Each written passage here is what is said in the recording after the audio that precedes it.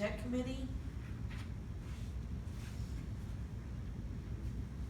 I'll keep that on there. Oops. I was like, Keep going. Back up. Next item. engage the tower climber. Engage. Yes, Do we have- we have a guy lined up and pending on his availability and days that aren't like this, we plan to get back on it, and, you know, we have a plan and need the moon and the star alignment to occur properly. You have all the connector, attacher things and all of that We now. got all those thingamajigs, I think, yeah. couple Dumaflages, There you go. antennas, the whole thing. Okay, surplus property. We have, some, surplus property listed on OK Traders, take a look at it. We've also picked up, Dave, that duplexer you bought buying, is that surplus, or do we wanna hold on to that? Well, that was donate, we wanna, like I said before, don't get rid of any duplexers, because we need those. Okay. In the case, it's unlikely they die, but whenever we stand up something new, that's a must-have. And they're good ones. Don donated the last couple of them, so we've got a pretty good supply of them right now. And I'm talking the 440 ones. Take a look at OK Traders, we've got a few things on there that might, pique your interest. Okay, new business, property inventory. Go first, go first. New business. It would be nice, you know, the ARRL has,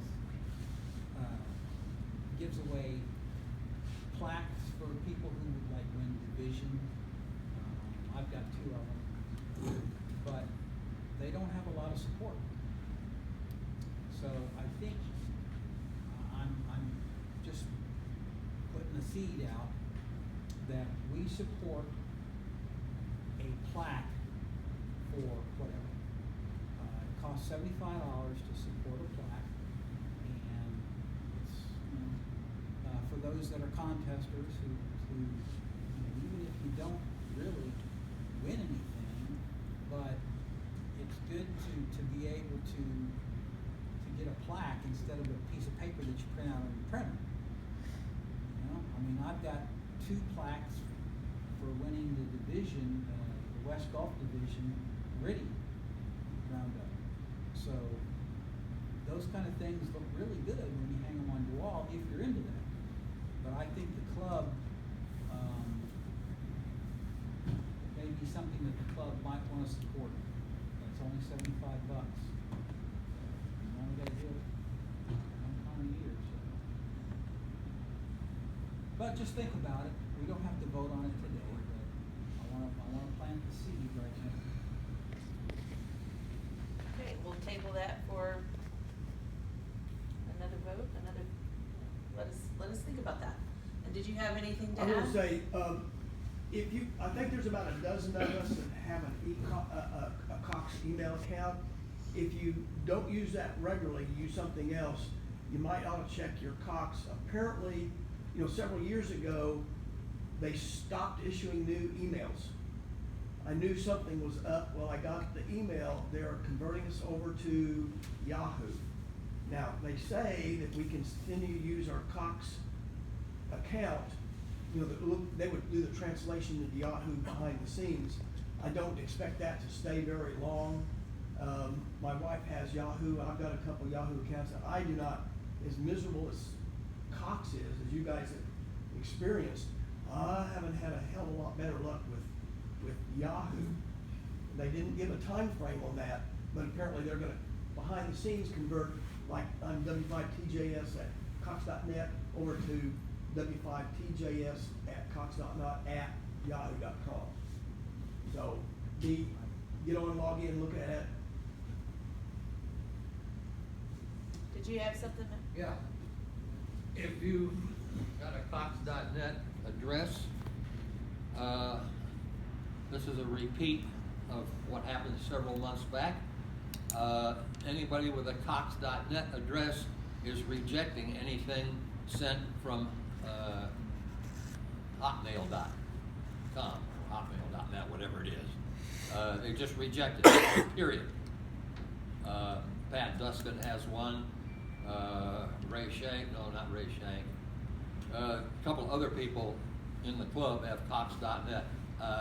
Hal, I think, has one. There's about a dozen of us. And when I send the list out for the Saturday breakfast, if you've got a Cox.net address, be advised that Cox is refusing to accept stuff from Hotmail. And this is a repeat problem, and somebody needs to contact Cox and tell them to get their stuff straightened out. I don't have Cox. I don't have Cox cable. I don't have any kind of cable. But if you've got Cox.net, you have to let them know and tell them what's going on. 'Cause I can't do anything about it. Yes, sir. So two aspects of that. I'm one of the victims of the mass mailing Cox.net issue. Several of us in the Kiwanis Club that I'm in quit receiving the general mailings, you know, the Tom Webb type mailings for the club. And it turns out it was just those of us that were Cox.net addressees. So that went on for a while. I used, more than you wanted to know, I used Outlook to access my Cox, okay? It turns out if you logged in to Cox directly using the web to get to it and looked at your inbox and your junk spam there, many times it said it had been hung up by Cox thinking it was some kind of spam. I did report to Cox, and believe it or not, in about 3 to 4 weeks, got a response that they had worked the problem and so forth. Well, yeah, kinda, because now I'm getting some, but not all. Item number 2, and very important, is that I got one of those phishing emails that looked like it came from Cox, interestingly timed, well timed, because of these notices we're getting that, hey, this is gonna be turned over to Yahoo, but you're keeping your address. But this phishing thing said, we're gonna cancel your email because you haven't logged in lately. Huh? And so you need to log in and update your profile stuff. And so the good news is I didn't bite and go where they said go. I called the Cox helpline, and they poked around and said, no, we didn't send that.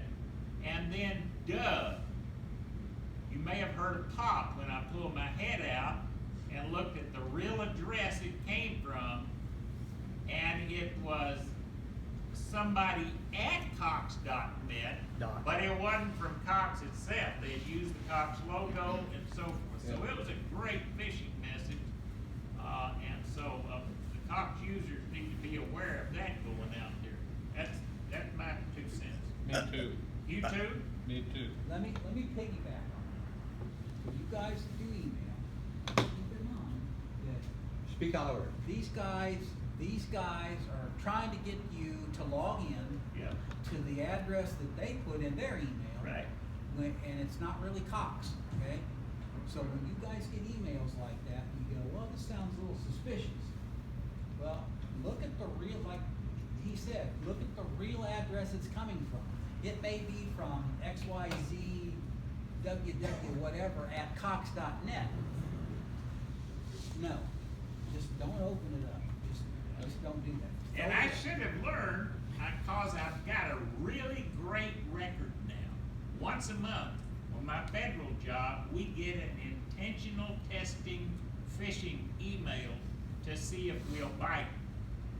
And, you know, we hit forward, it's got a phishing suspicion deal, boom, it sends it to them, it deletes it out of your inbox, and then you'll quickly get a automatic email that said, "You done good, that was phishing."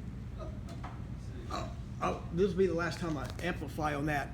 When you get a Cox account, you get an administrative account, and you can generate multiple other accounts, and which I've got a W5 TJS and others, but the administrative account I actually never got into.